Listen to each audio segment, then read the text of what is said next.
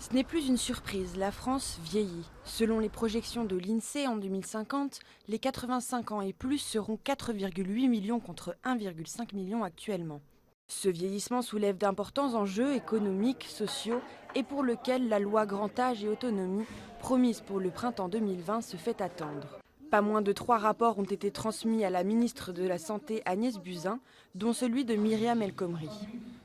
Auditionnée ce matin par la Commission des affaires sociales, elle insiste sur la nécessité de revaloriser les métiers du grand âge. La première des choses à faire, c'est d'améliorer les conditions d'emploi et de rémunération. Le taux de pauvreté, par exemple, des intervenantes à domicile, je dis intervenantes parce que 98% c'est des femmes, est de 17,5% lorsque la moyenne des salariés français, ce taux de pauvreté est à 6%.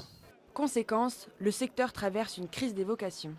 Aujourd'hui, on a 60 000 offres d'emploi non pourvues, à la fois d'intervenants à domicile et autrement d'aides-soignants au sein des EHPAD. Sur les aides-soignants, on a moins 25% de candidatures au concours d'aides-soignants. Autre problématique, le coût de la dépendance. Une place en établissement spécialisé coûte en moyenne 2 500 € par mois et le maintien à domicile 2 200 € par mois. Malgré les aides perçues, le reste à charge est important pour les familles, 1 700 € en moyenne.